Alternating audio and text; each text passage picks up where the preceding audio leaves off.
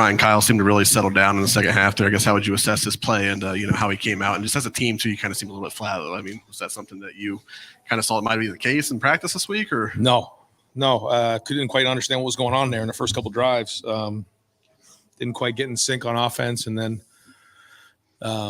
we had the botched snap. That was not supposed to be a fake. It was just a bad snap. He just kind of it slipped out of his hands, and it was like one of those things. Okay, what's going on here? But that is the game, and you got to respond. So I thought we did respond well in the second half, like you said, got in a rhythm.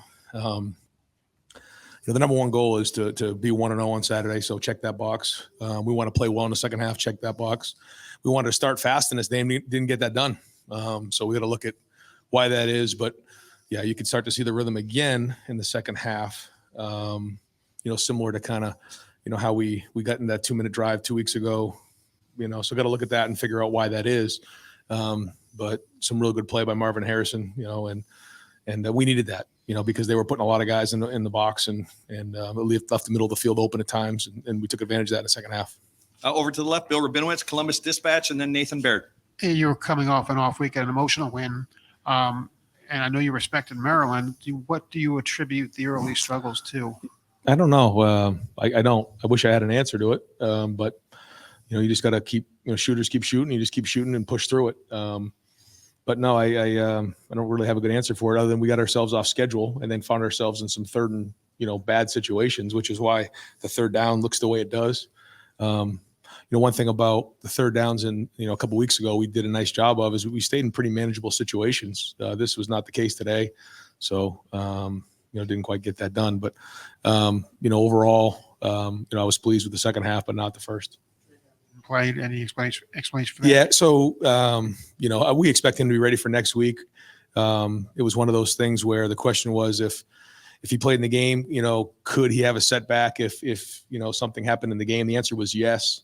And just based on how everything played out last year, the decision was made to hold him this week to make sure that he was full go next week, because we know we got a lot of football ahead of us.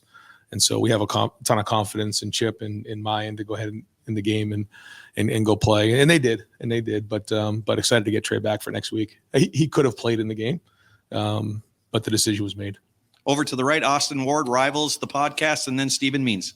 Ryan, a month ago, you walked into the postgame at Indiana and said sometimes you have to be okay winning with the defense, especially in the first half tonight. I mean, you get the touchdown from Josh. You keep the game close that way. Are you becoming more comfortable with that formula, even if it's not your preference? Yeah, no, I have no preference as long as we win. But no, I think the defense, did some great things in this game. I thought Jim and the staff did a really good job with the game plan.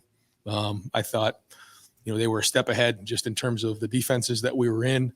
He did a great job of getting them into the right calls. There's still a ton of things that we can improve on and get better at. There is. But, the pick six by Proctor was huge. I thought Davids did a great job there of not blindside blocking that guy. I mean, that's really heads up football.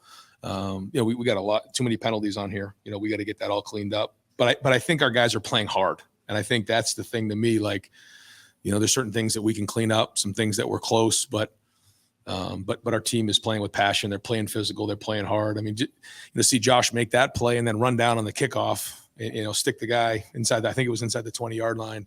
There's just a lot of that play going on, and it's an exciting team to be around. I think the most exciting part of it is we haven't even reached where we can be, so we got to keep building and growing. But one of the things that you're starting to see about this team is we don't panic. If it's not going quite right, we're going to keep pushing forward. And maybe in the past it was like, okay, if things weren't going well in the first half, if it wasn't like the scoreboard wasn't turning over every couple of drives, everybody would start getting panicky. I think these guys have some poise. They played some games, and counting on that experience to pay off here in October and November. Nathan Baird, Cleveland.com, and then Cameron Teague Robinson.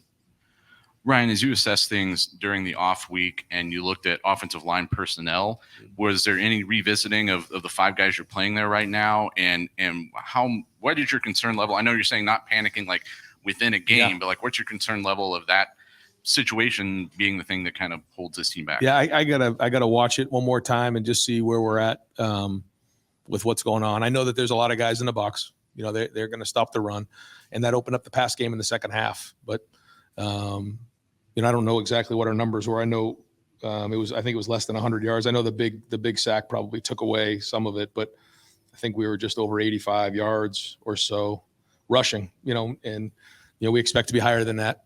So I gotta figure out what it is. Is it the personnel, the scheme, or the coaching of it? I felt like we had a good plan going in. They got a pretty good front. They do a nice job, but we want to be more explosive. Like for instance, you're coming out on the 10-yard line, and there's a lot of guys in the box, and it opened up a huge play for Marvin down the middle of the field.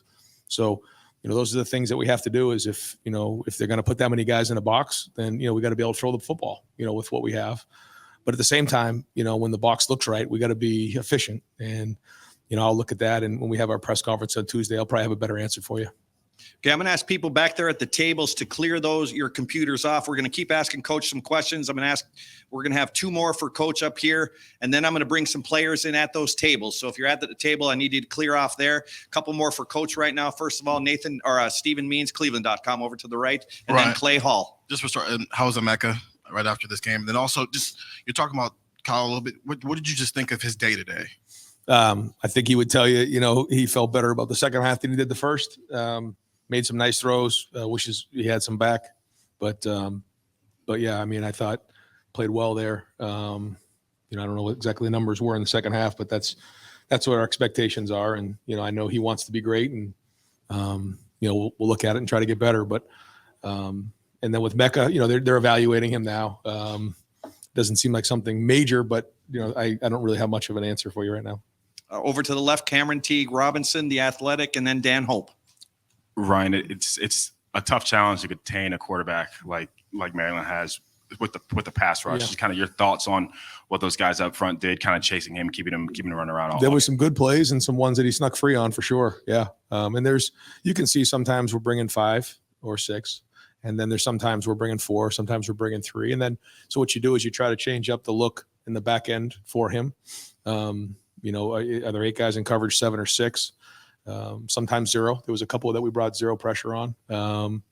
And so when that happens, you have to have a good plan for it. I thought there were some good snaps, but I think there's going to be some things that we know we could have probably handled much better. But again, overall, the goal was to, pretty much contain him. He had 196 yards, 21 of 41, 2 sacks, and obviously the pick 6. So if you had said that going into the game, I probably would have signed on the dotted line on that one. So job well done. And listen, Mike does a good job. And he's a good coach, and Talia is a very talented player. You can just see he's a really good college football player.